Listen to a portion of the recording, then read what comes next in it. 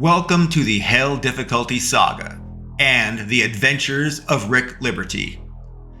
A life's journey of hubris to loss in the defense of humanity. Dedicated to my inspiration and true love, my personal angel, my wife, Catherine, and to my supportive and brilliant daughter, Amanda. The legal stuff.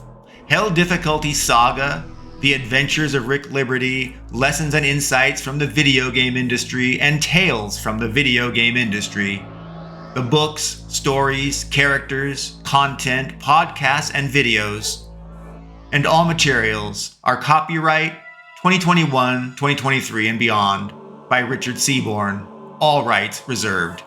Any similarities to real world, persons, organizations, or beliefs or locations is entirely coincidental. Hell Difficulty is entirely a fictional story with elements of my own personal autobiography. You are listening to, or watching, or reading the Hell Difficulty Saga, which includes episodes for The Adventures of Rick Liberty, Richard's Memories and Fiction, Tales from the Video Game Industry, and Lessons and Insights from the Video Game Industry. As stories are remembered long after the facts are forgotten, please retell the tale of Hell Difficulty and the Adventures of Rick Liberty and what it all meant to you. You are listening to me, the real Richard Seaborn, whom Hell Difficulty is based on. Let's talk about art, the characters, the objects, and the scenes. The characters, objects, and scenes have all been created using an artificial intelligence, AI, art generator, known as Dream Studio, by a company called Stability.AI. I hope the remarkable AI conjured visuals for Hell Difficulty and its many books, including The Adventures of Rick Liberty, inspire and showcase the current state of AI art generation. YouTube has been a good place to find the Rick Liberty and Hell Difficulty videos. Hell Difficulty, the preface. In the beginning, there was nothing. Then there was something. A baby's cry pierced the Mountain View, California hospital's busy halls on July 31st, 1968. In that moment, the world was made real to this new soul, born to this challenging, if not sometimes outright tormenting world. The baby had two siblings, sisters born on Mexican soil, making them dual citizens for the United States and of Mexico. Such was not the situation for this baby, as it was born in a busy urban hospital that would burn down a year later, destroying all records of his birth. Only an old, uncertified hospital birth certificate existed as proof that the child was even a citizen of the United States, or even the child of this man and woman that were there, said to be his parents. The hospital's microfiche records, a backup storage on a film-like celluloid that is viewed by a big TV-like projector, was available to look at. However, in that era, such microfiche were typically stored inside the hospital itself, physical documents, and that hospital burned down. All of those documents, the microfiche included, were burned and destroyed. The child had entered the world ultimately with no formal or legal documentation. He was, in effect, undocumented. The child's mother, Nancy, was born to a devout Catholic family, but she rebelled against it. She hated what she saw as an over-controlling, highly proper, conservative, uptight Catholic parent. Although she feared God as she was raised to do, she did not agree to follow all the teachings her father and mother told her. Despite her attitude, the baby's mother followed her prescribed path all the way to graduating from Stanford University. She earned a teaching credential. However, that was the end of her path of propriety, and the beginning of her dalliance with the dark side. Nancy was a Stanford graduate and previously a school teacher, but she struggled with a prankster class full of ill-natured students. Ultimately, she resigned from that job, teaching no more. She went instead to pursue the role of an electronics technician. You would think an unlikely choice for a single woman in the late 1960s. Though Nancy was extremely bright, she was not the strongest emotional person, and she often became codependent on the people around her regardless of how bad they might have treated her, or even how bad they were for her life. Her choices in men and near blind following of their direction came from her confused Catholic subservience in her youth for her mother and father's commands. And they took their commands from the Lord, God, through the Bible and Catholic teachings at the church. They were firm, they were clear, they were just. The consequence of such an overwhelming Catholic presence in her life made Nancy's own development emotionally guarded, and correspondingly, she suffered weak emotional intelligence. She had not learned to truly think for herself. People, especially predatory men, recognized Nancy's innate vulnerability to them, and they took advantage of it. And here we are now. Nancy's newborn, Richard, has now entered the world. Richard was a kingly name that both his mother and father respected. Rick was a powerful and strong name with a survivalist tone. Dick was a down-to-earth, intelligent detective everyone admired, like Dick Tracy. Richard was the perfect name for this newborn. Richard's father, Silver Seaborn, wanted his middle name to be Lee, while his mother hoped for Lynn, in honor of a distant relative. It is believed both names were actually given to Richard, the first one with Lynn, and then a replaced with Lee later on Silver's relentless insistence. Silver demanded that Richard Lee sounded like an important man founding or fighting for America. He did not know exactly who Richard Lee was, but he liked the name, and it implied to him great prowess. Silver won, as he usually did. Richard's uncertified birth certificate would name him Lee, and there is no contradicting documents anywhere in the world, and so his name will forever be Richard Lee Seaborn. Nancy sought to consider issues that might befall her child as she gazed upon him lovingly in that hospital. Beyond basics of love, food, shelter, and protection, she contemplated the more likely harbinger of suffering, people, and the brutal, hostile world she'd known and seen her entire life, she felt. It had been harsh to her. She even worried the government could do terrible things to her baby. Nancy's recent difficulty proving her Mexican-born daughters were American citizens was hard enough, and it made her worry that this newborn baby could encounter some kind of identifications himself someday, somewhere down the road. And so she felt she had to secure maybe a social security card for him immediately, or some kind of identity should he encounter problems with citizenship. She certainly expected people might question him, for she certainly found people question even her, sometimes because of her daughters, sometimes because of Silver. And so she sought immediately to get a social security card as a pivotal way for Richard to have an identification. Her fears proved quite prudent. Nancy was exhausted and worn from birthing. She cradled the child with love and adoration, as most new mothers do. However, she acquiesced to Silver, the father, who demanded to hold the child and examine him for his health and strength. The father valued power and control above all else. He hoped his son would embody those traits as he did himself. But the tiny little child was only a baby, without words or much awareness, and so disappointed the father. Tragic and shocking as it seemed to the medical team, the father exclaimed the baby had large testicles, so perhaps he could ultimately still be a real man.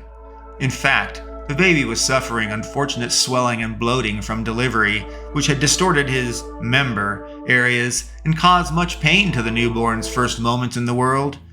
But cries are so typical and standard for children, and so his extraordinary and additional pain went unnoticed, and thusly no additional care. This would be a common thing throughout his life. The father was not a good man. His legal name was Silver, the name on his latest illegal passport. His real name was Melvin Irwin Ross, but that was at least 7 false identities ago. Silver had little compassion for others and had great disdain for them. He saw most people as sheeple or foes that were to be manipulated or crushed.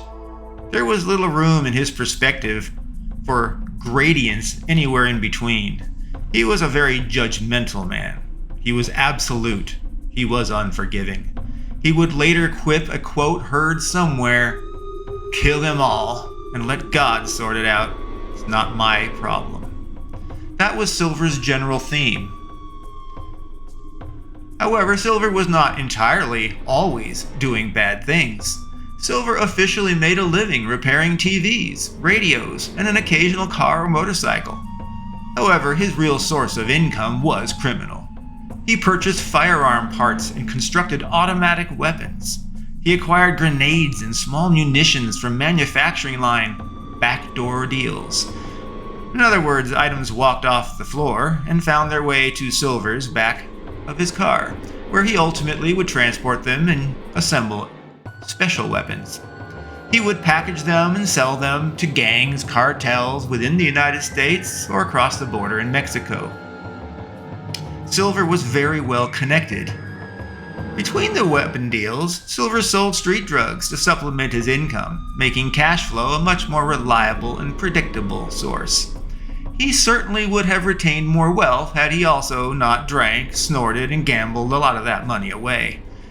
He lived life to its fullest, he would say, as a libertine, but at the cost of his future anyone who knew him knew well. Silver developed a glassy-eyed stare through his criminal enterprises, which Nancy would later call wolf eyes, a phrase she said described how he would look through someone like they were not even there. They were no more to him than a feral animal that should be put down or even consumed.